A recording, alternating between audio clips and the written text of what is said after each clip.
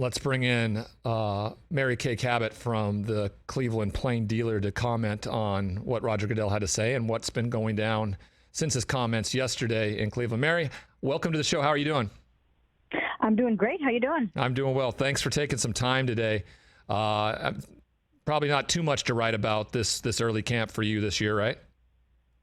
Oh my gosh, it has been nonstop. And then, as the days go along, you're just waiting for the next thing to happen. I mean, right now we're on the edge of our seats waiting for Peter C. Harvey's ruling.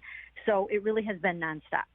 Is there any estimate to when you think or believe that his ruling will come down in this appeal process? It was supposed to be expedited, so I would imagine that it probably could be sometime this week. It's awkward, though, because the Browns are leaving for Jacksonville today. There was a chance they were going to try to play Deshaun Watson in the game on Friday night, the first preseason game. And, that's all up in the air because if he is suspended indefinitely, then he wouldn't be able to play in the game. The idea that Kevin Stefanski has had this laid at his feet and trying to, navigate a process of getting quarterbacks ready, is it thought there in Cleveland that why are we giving resources right now to Deshaun Watson, especially with the first 6 games that are winnable games, maybe outside the Chargers game? Jacoby Brissett deserves and needs more reps, especially with the likes of Joshua Dobbs and Josh Rosen behind him, who may get thrust into action in case there's an injury as well. Yeah, you know what? It's a tough balancing act right now for Kevin Stefanski. He has to try to get Jacoby ready to start how many ever games for the season, but he also has the reality that, anything can happen in the legal system to this point. And depending on what happens with a temporary restraining order, and there's been a lot of debate about this, but it is my understanding, backed up by one of the lawyers who deals with some of this stuff that has been kind of talking to me a little bit about this, is that, anything can happen right. In the event that they secure a TRO, a temporary restraining order, or an injunction. So, I think the minute the NFL or Peter C. Harvey comes down with a ruling that doubles this suspension or takes him out of circulation for at least a year, I think the NFLPA will sue, and who knows what can happen at that point. So Kevin Stefanski, he's in a tough spot. He's got to get Jacoby ready to play. He's got to keep Deshaun ready to play. We've known what Coach Stefanski has said publicly, right? He's been up there on the podium holding the jersey up with Jimmy Haslam, the owner, and Deshaun Watson in conversation piece. You've known Kevin for a few years now. You work really close with him. How do you think he is taking this all in? He cannot like what distraction has become because he feels like they have a very talented football team, and this unfortunately is something that's going to be a bit of a dark cloud that just covers them, and most likely for the season.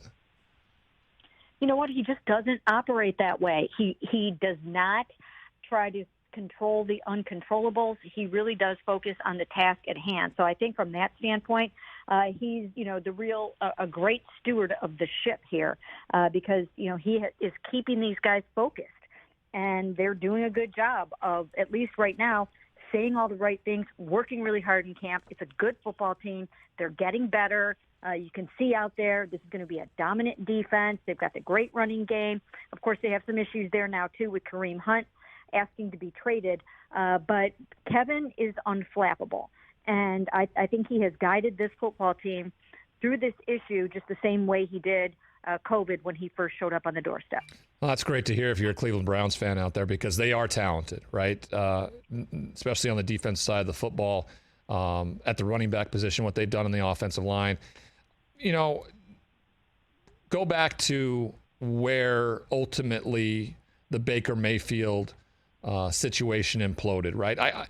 From afar, from an analyst looking from outside of Cleveland, you watched a guy take a team that had one win in 2 consecutive seasons to the playoffs, and then last year, play through a grueling injury and gut it out, to only be told in the offseason that we want an adult in the room, and they went out and got a guy who's been,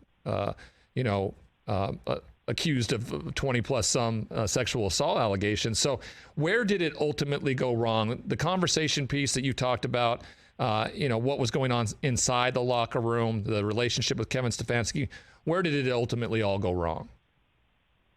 Well, one of the places that it went wrong, as you mentioned, and I tried to chronicle this last year as best I could, is that there was a disconnect between Baker Mayfield and Kevin Stefanski, to the point where, if you recall, I wrote a column after the season saying that if something didn't give, if things didn't change, that Baker and his camp would consider asking for him to be traded. And that caused, kind of a firestorm, but I knew it to be true at the time. And I knew, that is, sort of how things had broken down at least from Baker's standpoint, between him and Kevin Stefanski. Now, I don't think Kevin Stefanski saw it that way. I think he thought it was business as usual. He's coaching the football team, and you go out and you do your job. But Baker just didn't like a lot of the way that, that he was used. He didn't like a lot of, just the relationship between those two. And, I don't think he had any intentions of coming back and trying to work with Kevin Stefanski again in the same way he did in 2021 if he could avoid it.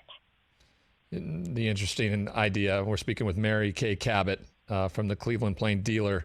I was looking at the schedule yesterday, and especially when the announcement came out that 6 games initially was the suspension. Most likely is going to be longer, but to your point, the legal system can go which way or that, and if there's an injunction or anything like that. But you look at their first 6 games, right? The biggest one, of course, at Carolina because of the Baker Mayfield storyline in week 1. But then you have the Jets, who we don't know too much about. They struggled a year ago with a rookie quarterback, a year 2 with Robert Saleh. Then Pittsburgh, a team they've had success with, especially at home. Then in Atlanta, the Chargers is going to be difficult. New England, I think, is one that you could make a coin toss, especially in Cleveland. I mean, those 6 games right there, with Jacoby Brissett at the helm, how confident do you think this team feels with the early schedule, and regardless of who's at quarterback at that time? I think they were probably jumping for joy when they saw that schedule come out, and Right. they saw those, softest games on the early part of the schedule. Now, the Jets obviously went out and added a ton of talent. But, once again, now they just lost their starting right tackle for the season. That Pittsburgh is in a state of flux, at least at the quarterback position. And, really it's kind of up in the air who's going to start against the Cleveland Browns in that game. So I think the Browns were ecstatic when they saw the early part of the schedule, thinking that Jacoby Brissett could hold down the fort until Deshaun got back. At that time, they were bracing themselves for a 6 to 8 game suspension. And now, we just have no idea if it's going to be as short as the 6 games Sue L. Robinson came up with, or what Peter C. Harvey will do. All right, so let's talk a little football, right? That's what everybody's excited to see come Thursday with the start of preseason games. Talk to us a little bit about the injuries, the recent injuries in particular with their great returner, and some of the positive things you've seen from camp on the defensive side, or things that Browns fans out there can be excited about in the face of all of this. Yeah, you know what? First of all, very unfortunate that Jakeem Grant, their all-pro returner, went down with a season-ending Achilles yesterday. He's the second receiver on the team to suffer a season-ending injury. The first was an undrafted but very promising rookie by the name of Isaiah Weston. So he's out for the season as well, and they've had other injuries at receiver. I still think they need to go out and add another receiver or two, someone that is somewhat accomplished. But we'll have to see where that's going to go. Then, as I mentioned before, you've got Kareem Hunt wanting to be traded. So there are some things that are up in the air, but there's still a lot of talent on this football team. Amari Cooper has looked really good. David Njoku and Harrison Bryant at tight end are looking really good. You've got Nick Chubb, who arguably is the best runner in the NFL. And then when you move over to the defensive side of the ball, I just think this defense is going to be dynamite this year. I mean, they finished in the top 5 last year overall, and they're only going to be better this year. Well, Browns fans out there excited to hear that. Mary Kay Cabot, everybody from the Cleveland Plain Dealer, joining us. Thanks for taking the time, Mary Kay. We'll be talking soon. Sounds good. Thanks for having me.